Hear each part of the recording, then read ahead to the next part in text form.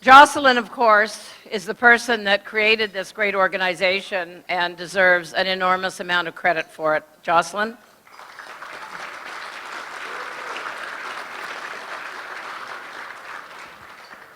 This is my first event as president of the coalition, and I had done some work with the coalition before, with Jocelyn and our board colleagues, on some policy papers and some committee appearances before various parliamentary committees and so on.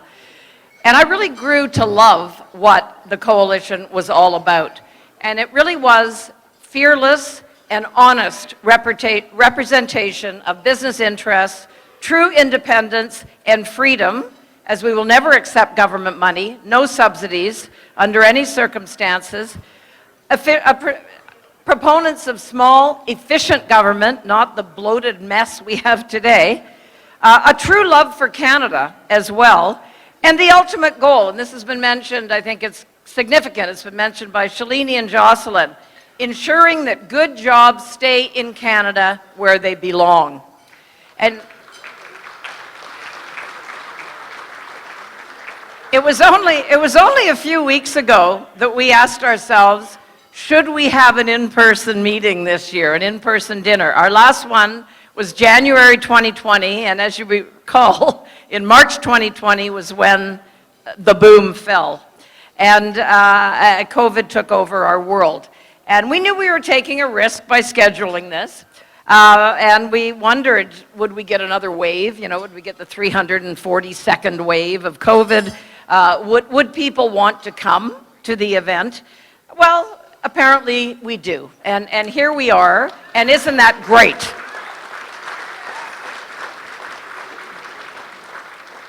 The last couple of years have been a horrible time, let's face it, for so many people in so many ways.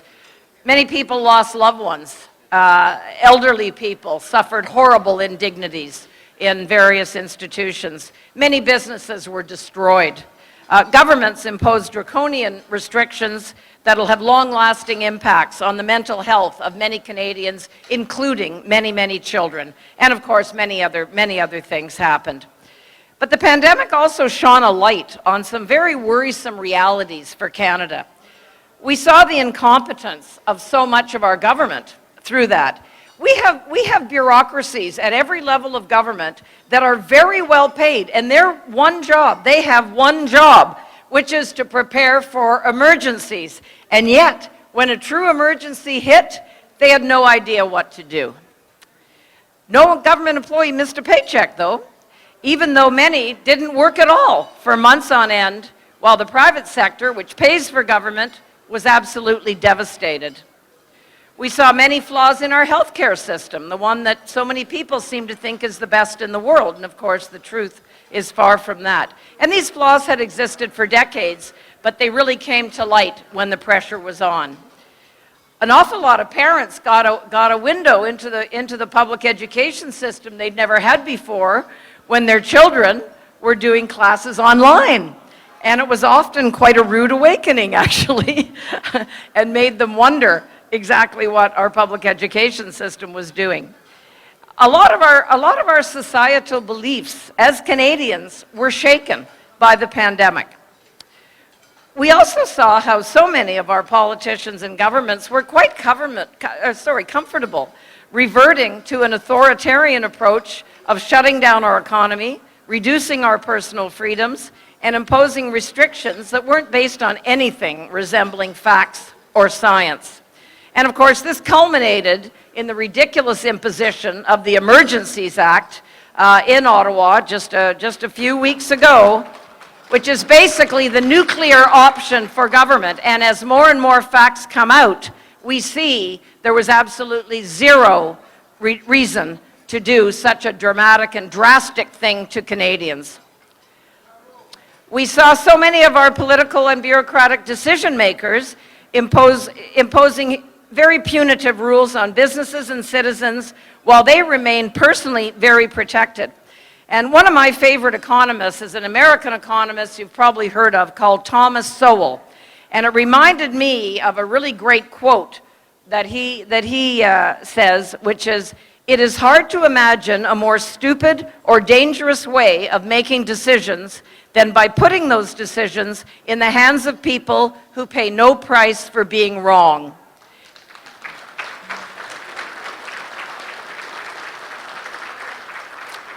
And that's exactly what we saw, sadly, during the pandemic. So I think the pandemic was a huge wake-up call, frankly, to all Canadians as to what some things that really need work, really need fixing with our society right now. And our coalition has a positive, constructive role to play in that process of getting Canada back on track. And all of these events also confirmed for me why our mission as a coalition is so crucially important. Because yes, of course we promote policies that are essential to a healthy small and medium-sized business sector. That's what we're all about. And of course, all of the jobs and prosperity that it provides. We know that we must ensure that our society continues to enjoy its basic freedoms as well. Free speech, freedom of expression, freedom of association, freedom of religion, and all the other freedoms that have become so compromised during the pandemic. We have a banner, our banner behind me. You can't read it because I'm blocking it right now, but there's a very good reason that in terms of our basic operating principles as an organization, freedom is one of our guiding principles.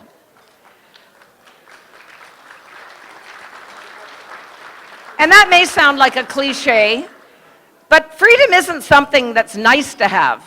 Freedom is something we need to have. Just listen to people who have immigrated to Canada from communist countries. They're the ones that really have a perspective on this issue. Freedom underpins a successful democracy. It's an essential element of a healthy market economy and society and a thriving small and medium-sized business sector. It's a prerequisite for a viable middle class. What you see in authoritarian, communist, or otherwise top-down countries is you see a crony capitalist segment at the top and an underground economy. There's no middle class, there's no small and medium-sized business community. It's the two extremes. Freedom is also the essence of human dignity. Too many people in governments and international organizations right now are flush with their success at taking away our freedoms using the pandemic as an excuse. And we are now emboldened, and they're now emboldened to want to make this situation permanent. We must not let that happen, and I know our speakers this evening will have some things to say about that. Personally, I've worked on behalf of the small, medium-sized business community in Canada for pretty much all of my career, many, many years, and I've always found it to be very honorable and rewarding work, as it promotes that sector of the economy that creates the majority of new jobs, represents about half of our gross domestic product, provides billions of tax dollars to governments and to fund government services, is always the businesses that support the local kids' sports teams and communities and other community causes. And I know through my many years of doing this work, I've often been told, "Oh, give up on that, Catherine. You're not going to win that one. Give up on that." And it's true. You don't win them all. But you know what? We've won quite a few. And there's a lot more yet to win. And if you don't, of course, if you're not in the game, you'll win exactly zero. Well, we've got a really good evening planned for you tonight. I don't want to take up any more time. But as you know, we have many challenges ahead.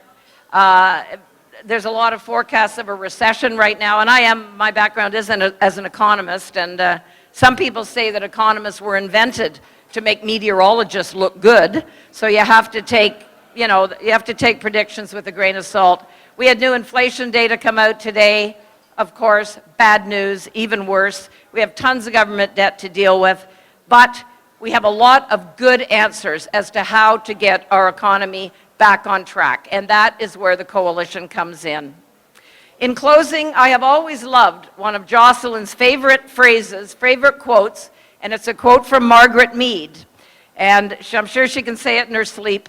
"Never doubt that a small group of thoughtful, committed citizens can change the world. Indeed, it is the only thing that ever has." And I'd like to add one of my favorite phrases as to how I see part of the role of the coalition. And I've always felt that if you're nice to the cannibals, they might eat you last.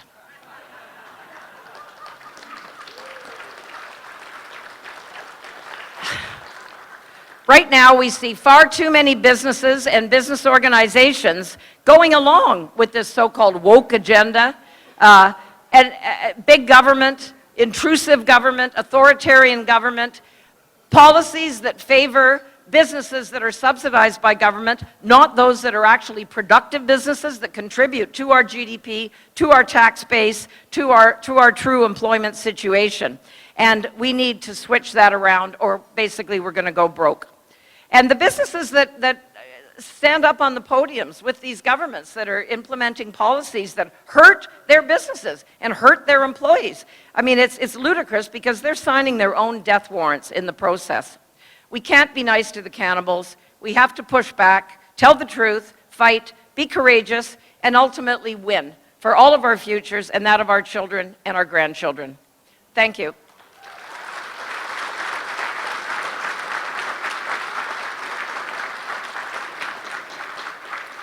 Now I'd like to ask Jocelyn to come back up to introduce an employee's perspective.